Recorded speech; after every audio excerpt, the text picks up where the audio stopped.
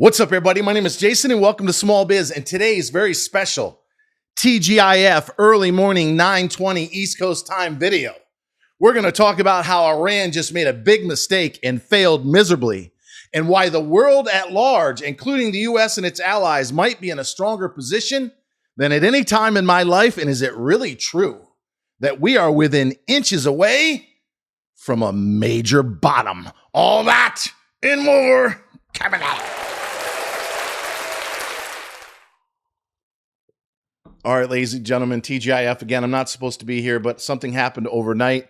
I wanted to do this before the market opens. Again, it looks like we're at 9:17 a.m., 13 minutes away from the open. The futures, to get right to the point, have recovered about 80% of the drawdown from last night. I was inside of the private Discord. If you want to be a part of it, shopsmallbiz.com. And I said around 10:30, 11, it looks like a nasty open at tomorrow.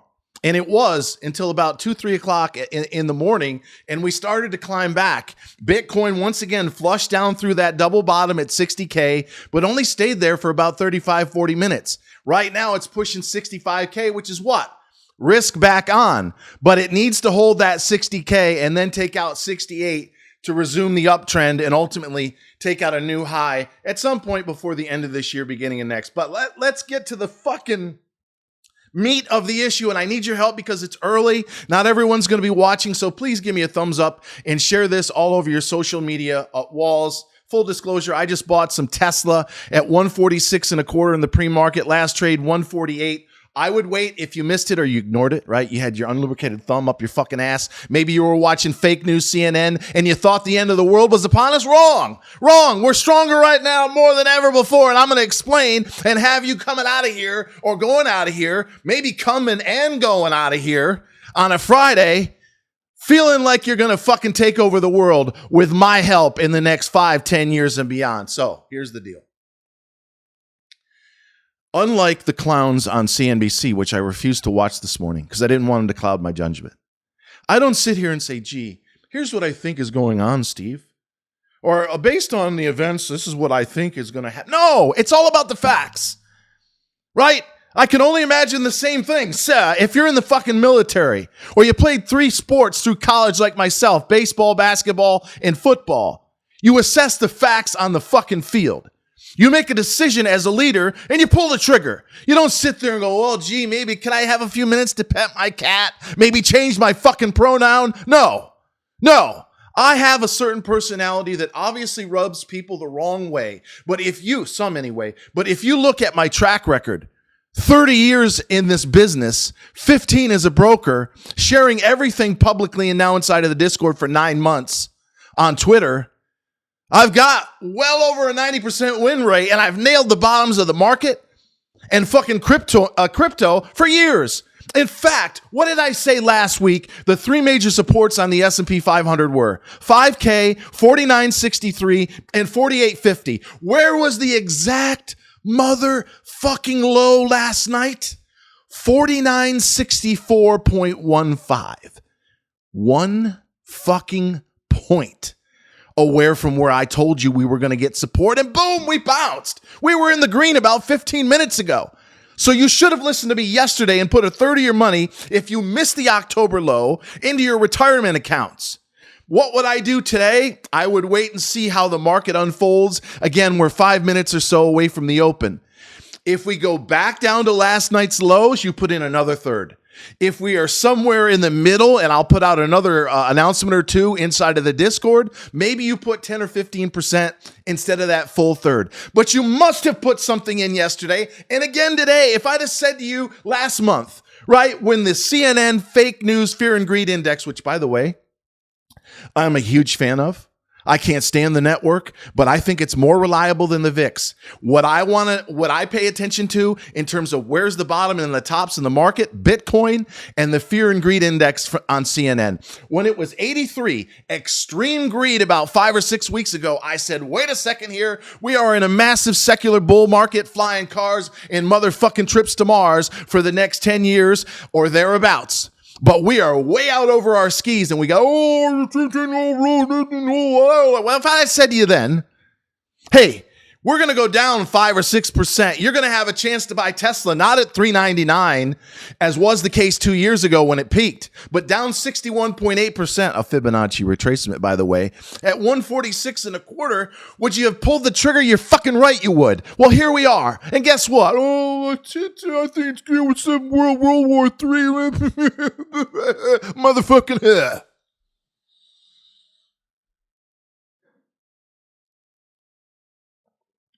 If you guys will just trust my judgment, I've made all the mistakes so that you don't have to. I've trained myself, and I've said this many times, fellas, when your nuts, your cojones, are the size of a grain of sand, it's time to buy. When we go from extreme greed all the way to 32, which is inches away from extreme fear at 25, it's time to buy. And if I said it wrong, it's time to be very careful at extreme greed and very bullish and buy at extreme fear. You got to pay attention to how you feel.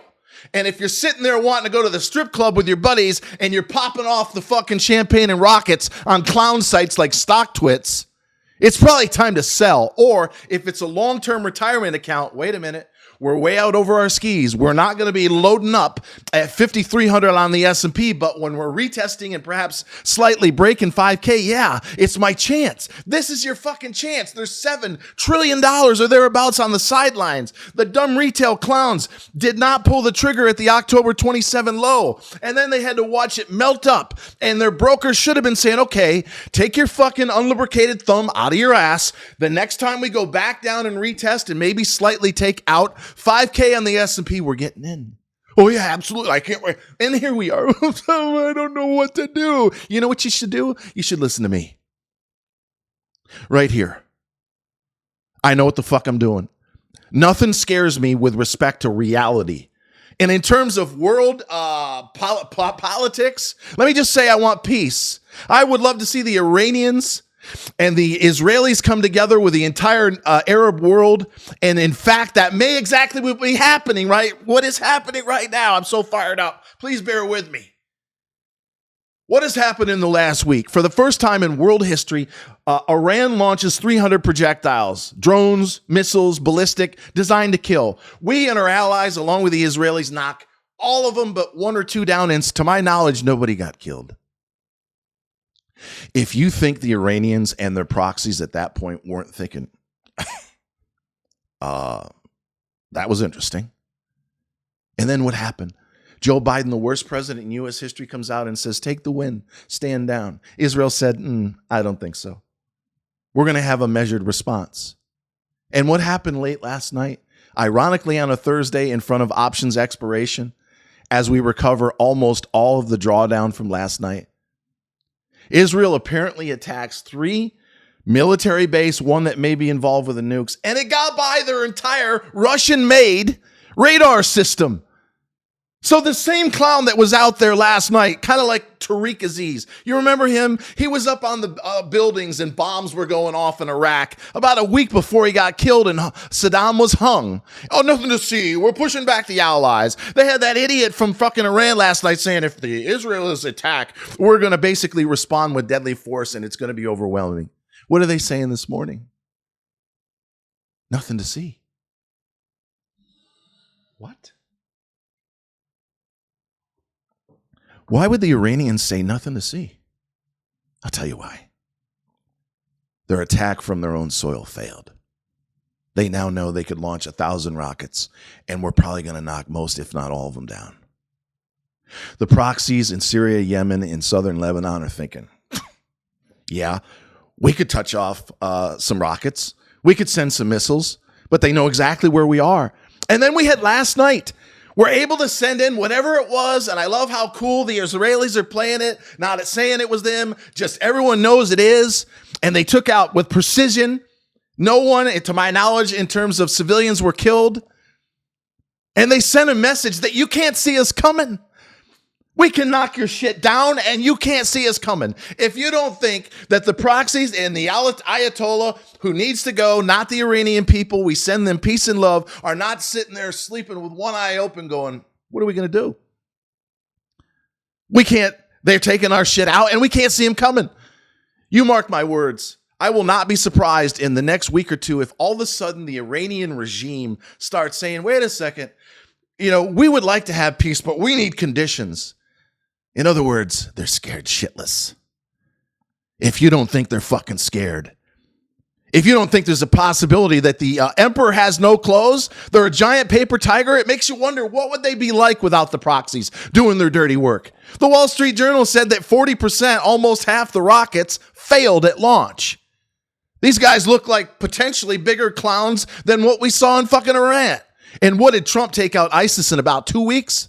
Folks, I'm telling you right now, and I'm just saying what I feel inside. We got to be careful here at home. Anything is possible. Know where the exits are. Be careful in crowded places. But I can see a potential opportunity for world peace through strength. And I pray to God, who comes back. But who knows? Maybe there's enough smart people in the current military infrastructure that do know what they're doing. Because a clear message has been sent. You can't attack and get through, and you can't see us coming. So you're either going to come to the table, you're either going to give up the nuclear program, or we're going to fucking wipe you out.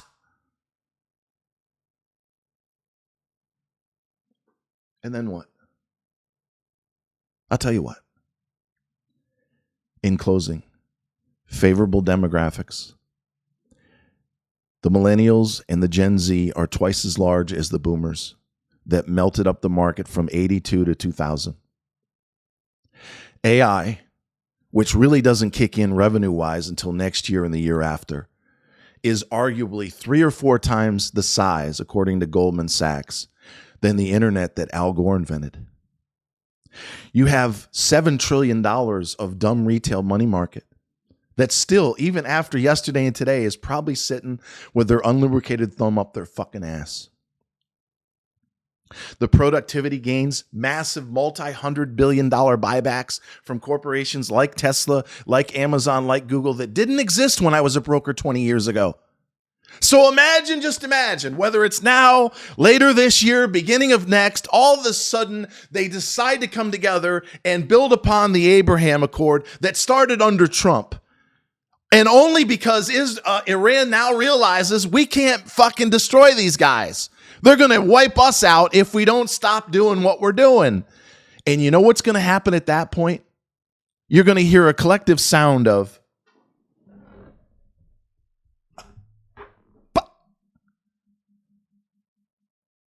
billions of unlubricated thumbs being pulled out of their ass. Realizing, wow, maybe it's possible for all of us to get along. Maybe we should take some of that $7 trillion and God knows how much more around the world off the sidelines. Now that the Fed's about to start cutting rates in July, September at the latest, and start getting into the market that we and you and anyone inside of that fucking Discord by way of shopsmallbiz.com has already taken advantage of. So until next time, always remember that I love you and thank you so very much for watching. It doesn't need any more cowbell.